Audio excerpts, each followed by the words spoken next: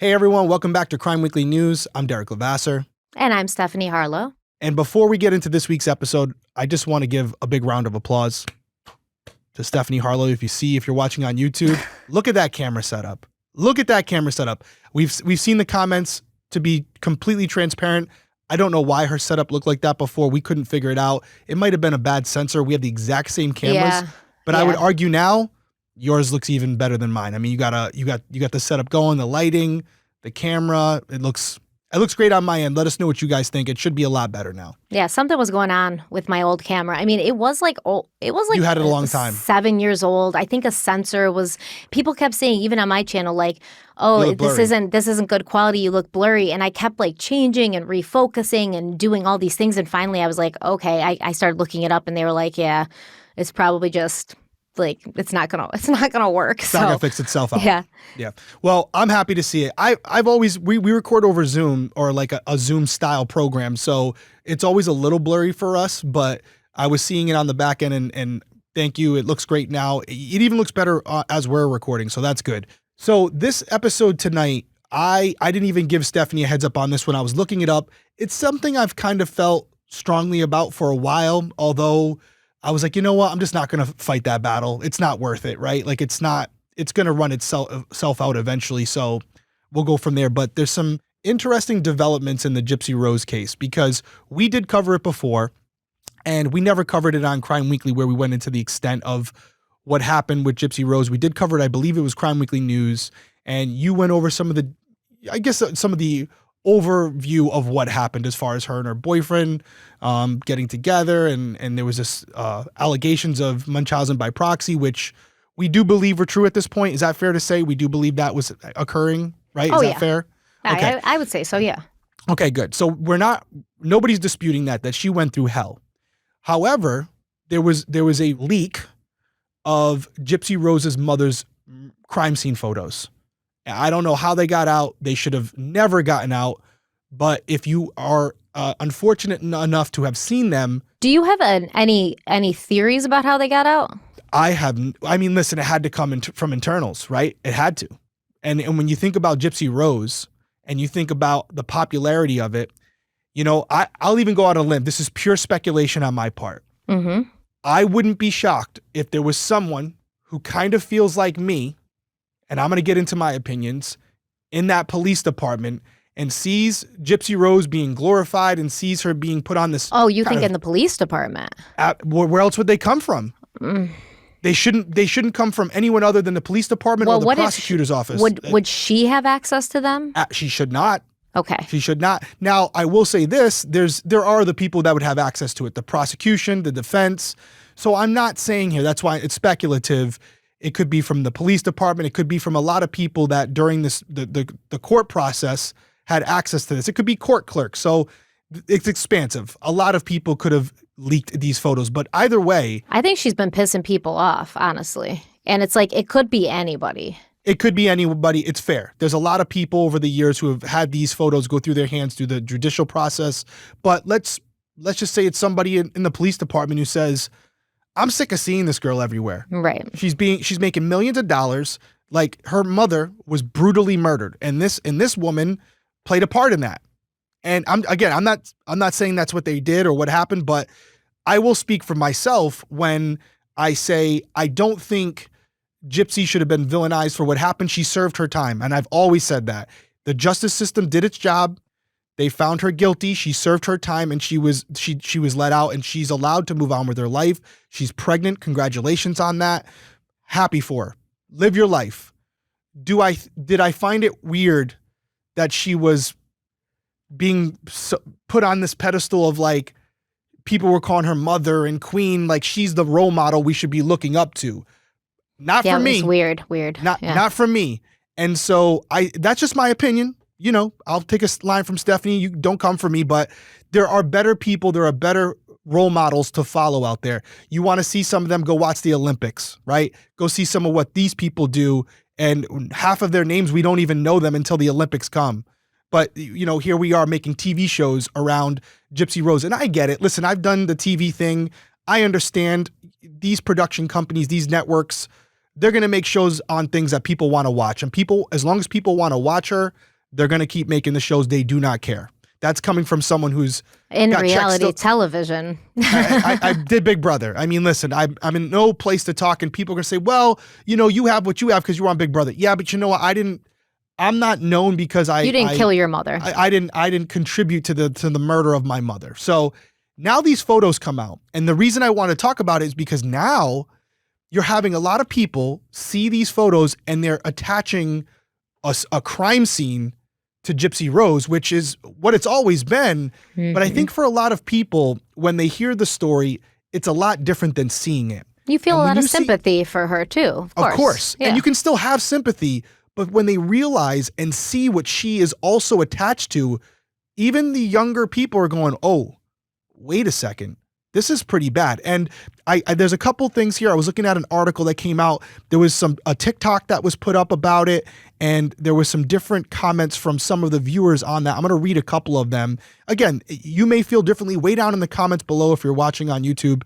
Let us know what you think. But I'm looking at the TikTok right here, and one person says, I saw it and oh my God. Another person said, saw them and my jaw hit the floor. Someone else said, I just saw the pictures and it made my heart break a little. I think these are all valid feelings. And I think that shock factor really does hit a lot of us because you don't envision that unless you've been there before. As a police officer, I've been to a murder scene. We've covered a lot of murders on here. Unfortunately, Stephanie's seen a lot of crime scenes through her research. And it doesn't really, even when you go there as a police officer to your first couple homicides, as a human being, when you see it, it takes a few minutes for your brain to process that what you're seeing isn't a movie prop. It's not until you start to smell what you're standing in that you realize, oh no, that's an actual human being who has been here for days. There was another comment that I saw that I thought really summarized what I'm trying to say here. And it was, after seeing these pictures, people that had previously supported Gypsy-Rose have dropped her completely. These pictures are very, very bad. I do not recommend going and seeking them out. I agree. Don't go look at them if you haven't. They're terrible. I wish they weren't out there because if everything's true, what is being said about Gypsy-Rose's mom, and it appears that it is, then it's not good. But she didn't deserve this. And I think now people seeing the reality of Gypsy-Rose's situation are having a different feeling on it. How do you feel about all of this? Because I know you're kind of on the same sentiment as me, but you kind of have a better pulse on the vibe that's out there. You have a much bigger YouTube channel. What's your thoughts on it? What's my thoughts on exactly what? Let's break it down. First off, the fact that you have Gypsy-Rose, who was clearly involved in the plot. Clearly, I mean, she's admitted to be, yes. She's admitted to that, okay? And she gets out of prison, and you have these networks, and her social media following blew up tremendous. I mean, I don't even know how many followers. She has millions of followers. What was your kind of gut reaction to the love that she was getting from a large portion of the population was really loving everything Gypsy-Rose? So I wasn't surprised by that, to be honest. The true crime community has a lot of benefits, but as we know, it can be toxic and the lines can be blurred. We've seen this with Chris Watts, where women were like, oh, I'll marry you. I won't be nagging like the wife you killed. You know, like they think, we've seen this for decades with Charles Manson and Ted Bundy and all of the women that kind of go after them when they're in prison and they romanticize them. And it's not just women, men do this. Of course, yes. Right? We've seen that with, we talked about, I think it was Susan Smith who killed her kids and then had a bunch of suitors while she was in prison. What's the psychology behind that? I don't know. I'm not even going to touch on that right now, but I wasn't surprised. There's a big push and a big movement behind, setting boundaries, standing up for yourself, pushing back against your abuser, and I get that. And without a doubt, Gypsy-Rose was abused by her mother. Her life was essentially ruined by her mother. And is that the reason, a big reason of why she is the way she is today? Because, I mean, there's something still clearly not right about this person. Yes, I do think that she would have had more of a chance of having a normal life had this not been her childhood. So I wasn't surprised to see her embraced so thoroughly. As you said, we do have a big sort of reality TV kind of society right now. We've seen the Kardashians be put on pedestals for decades when we really couldn't even tell you what they did to earn our respect and admiration. It's just that they're there. We see behind the scenes. We know what they're doing. We know who their friends are. We know what their, favorite foods are, things like that. It's almost like this weird parasocial relationship that gets developed. I was not surprised to see her embraced in the way that she was. I am surprised that she sort of leaned into it in the way she did. I mean, I don't know if you really saw. Did. Yeah, for a while there was some TikToks being made and they were just bizarre. And it was kind of like you'd feel that going through what you went through, right? As a child, and then going through the whole orchestrating your mother's murder and then having to go to prison for that at such a young age.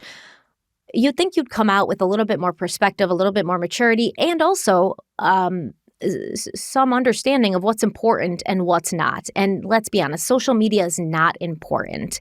People who are chronically online are generally not happy. So you'd think you now have your freedom, you might want to do something with it, like not be making weird TikToks all the time, and kind of embracing the celebrity that you earned by being a part of your mother's murder. You'd think you want to distance yourself from that, is what I should say.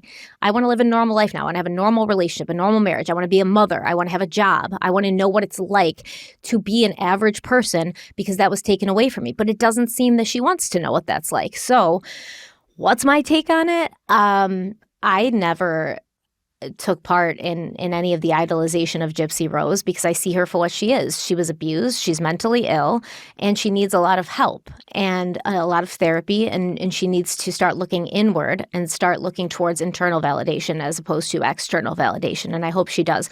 But now with these new crime scene photos dropping, it says, she's lost a lot of support that she once had. Oh, yeah. I can't be surprised about that. As you said, it's a different thing to know than to actually see. It's the difference between reading a transcript and hearing the audio or seeing the video. Like sometimes you read words and you're like, oh, that's terrible. But then you hear them being said or you see them happening and see them being said, and it's completely different. It's far more impactful, and you can put yourself a little bit more in the shoes of the person who's experiencing it. That's the same thing here. I think when people saw the reality of the situation, it brought them back to earth a bit. Yeah. I think, and I'm saying this as we're part of it, right? We're part of it, where our society has become desensitized to murder in a lot of ways because of TV, movies, and true crime podcasts like ours, where you're hearing about these stories, but you're not having to actually experience them. So we're hearing about these names, whether it's the victims or the offenders, and they're more characters than they are actual people. Caricatures, some might say. Exactly. And so when you're smacked in the face with the photo of the victim, and you now know that offender that you've kind of been idolizing, if some may say, for a period of time, contributed in some way to this, it's like, whoa, I don't want to support this person. And so I think my takeaway from it is, it's not even so much about Gypsy. She's going to do what she's got to do. In her defense, just to play devil's advocate, she's making millions of dollars doing this. I get it. She doesn't have a lot of discernible skills at this point to go out there and make money. She's a felon. She's someone who came out and immediately had access to this revenue. Can you blame her for taking advantage of it? I can't. I don't blame her for going out there and doing the social media stuff. But I will say, since the murder scene photos dropped, she has scrubbed her social media. She's deleted over half of her posts. Yeah, but why not all of them? Why not all your posts? Why not deactivate your social media totally at this point? I think it's I'm not a defender. I think it's the money. I think it's the money right now. So you think some of these posts were like contractual and she can't delete them? I think there's some to it. I mean, look at us. There's certain things that we have to do contractually that we have to promote certain times and certain segments in there. I'm sure she had a management team and they were also promoting on her behalf. She was probably just filming this stuff and they were creating content off of it. So I'm not even making this episode more to say like, shame on you, Gypsy-Rose. I've always known what she was part of, right? Like I read you talked about it. I know what it looks like to see a murder scene like that. I didn't know the details of the murder. Now I unfortunately do with the photos, but I knew what was behind it. And I'm not going to sit here and glorify a person like that. You even see it, just to switch it up for a second, when the Netflix series dropped on, or the episode dropped on Ted Bundy with Zac Efron, right? Mm-hmm. After that, people, because they saw Ted Bundy as Zac Efron, not Ted Bundy, even though Ted Bundy, according to some people, wasn't a bad-looking guy. But then you go and take a second. He wasn't Zac Efron, though. Come on. Right. I mean, Zac Efron, he's a Zac great Efron, I know. but then some people went and looked up his victims and looked at those photos. Of course, yes. And it changes your perspective, so you have to see both sides of it. Overall... Well, dude, isn't it kind of like that? Who's that new murderer that everyone's talking about? He's got the tattoos and everyone's like, oh my God, he's so hot. He's so hot. And it's like, he's a serial killer. Do you know what I'm talking about? No, I don't. Really? Oh my God, it's crazy. He's got tattoos on his face. You have to know. Okay, I've got it. Wade Wilson. You haven't heard about Wade Wilson? I know Wade Wilson from Deadpool. That's about it. Dude, okay, exactly. So they started calling him the Deadpool killer because his name's Wade Wilson. But he kind of looks like Jake Gyllenhaal, all right? And he's a literal serial killer. All these women can talk about, and not all women, but a lot of women are like, oh my God, he's so attractive. He can kill me. I've seen the most horrendous things. And it's like, do you not know? Look at the faces of his victims, okay? The faces of his victims. So, yeah, he's got a swastika tattooed on the side of his half-shaved head. He's got this, it looks kind of like, when you cut somebody's mouth and make a smile, and then it looks like stitches there.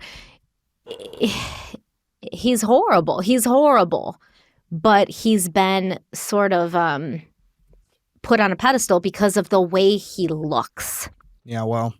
And I don't get it. How can you overlook? And I mean, also, there's this, and I completely get it, right? Because sometimes humor helps to put light into a very, very dark situation, which, Wade Wilson and who he is, that's a very, very dark situation. He killed multiple women.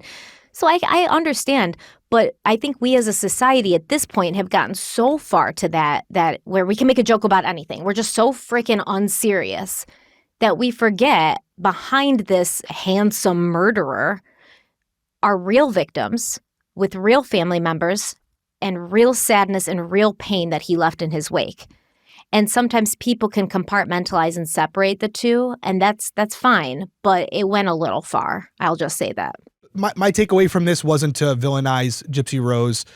She didn't ask for a lot of the notoriety that she got from this. It came to her. It fell on her lap. So by no means is this episode meant to be something like, shame on you, Gypsy Rose, because what happened then has always been the case. I just think for everybody now getting to see these photos, it's a sad realization that, as you said, there are real people behind these with families, and it's not only the victims themselves, but their friends and acquaintances and everyone that was in their life that is affected by it as well. And to see those photos of Dee Dee, I'm not trying to sit here and say that she was doing the right thing before her death, but I stand behind the fact that she did not deserve what happened to her. She should have been held accountable in a court of law. She also needed mental health help herself. Yeah. Okay? So nobody deserves, it doesn't matter what you do, you don't deserve to die. You deserve to tell your part of the story. You deserve to face justice in court. Like you said, you deserve to get mental health help if you need it. Right. And I really do wonder if eventually both Gypsy and Dee Dee got the help they needed, did whatever they needed to do, if they would have possibly reconnected, and there would have been and could have been a happier ending to this story. Because it doesn't seem like anybody's really doing well now. Yeah, and the only one in prison is Nicholas Godejohn. He's obviously... Which I'm not saying he shouldn't be, but damn. Yeah, well, those photos coming out will not help him ever getting out. That's for sure. Well, he shouldn't get out, but so overall, my takeaway is just, let's be careful of the people we decide to look up to, that we decide to idolize, that we decide to support, because although they may have changed their lives, it doesn't change what they have done and the impact they may have had on others. So wishing the best for everyone involved. Glad to see that there's some common sense out there in the social media world where people can look at these photos and not try to justify them by saying, oh, she deserved it. And I'm sure there's those too as well. But from what I saw from doing my quick little cursory search, most people after seeing these photos were like, okay, you know what? Let me revisit this one. And I do respect and appreciate that. She'll still have her supporters, which is fine. Of course, and nothing wrong with that. Listen, I wish she served her time. I stand by that. She served her time. You may think it was enough. You may not think it was enough based on what you saw. the judge decided it's over with. She's allowed to move on with her life, and I hope she has a very good life with her family and everything works out great. This is more to hold everyone accountable, including us. When we're talking about these stories, we always make it a point to emphasize who the victims were in life, not only in our stories, because that's important. These are real people. It's not just something that we're creating. It's not fiction. This is real. And we always have to, I think these stories are good to remind even ourselves of them as storytellers, because you can sometimes get caught up in it because we do so many of them. So it's a lesson for all of us. Not even caught up, desensitized. Of course. Yeah. Yeah. Of course. And it's completely understandable because the human brain does things to protect you from horrendous things. I will say, obviously, yes, Gypsy did her time. She needs to get off social media for a little bit and sort of connect with the real world that she was kept from for so long because of her actions. Now she needs to just and you said like she doesn't have marketable skills, this and that. You can get a job at Target, okay? Yeah. Like, well, she's got enough money to last her now, I think, for a while, for sure. She's doing all right. It does look like she is taking a step back, maybe not to the extent you're saying, but she is taking a step back. Like I said, deleted a lot of her social media posts. And she's probably realizing at this point, okay, these photos are out here now. There's no escaping it. As you're saying, I need to move on with my life. I have a child coming into the world. I just want to be happy. And I can speak for myself. I hope that's the case. I hope that's the case. And again, not to pick on Gypsy, there's a lot of other people that I could have named who are also glorified and idolized, and they're criminals. I mean, we see movies about it. So we could say her all day. Any final words from you? One thing, I think having a child really does change you. I think having a child changes you, and I think that it does sometimes heal or give you the ability to heal a lot of your own childhood trauma, because it's almost like you can play out the childhood that you wish you'd had, and in a way that ends up healing you. And so I really do think that that will be impactful for her. And I'm glad. And I hope that she's a good mother, and I hope she has a great relationship with her child, and I hope she's healed through that relationship. I concur. Guys, we appreciate you being here. We're going to be back later this week for the Gainesville Ripper Part 2 series that we are covering on Crime Weekly. Until then, everyone stay safe out there, and we'll see you soon.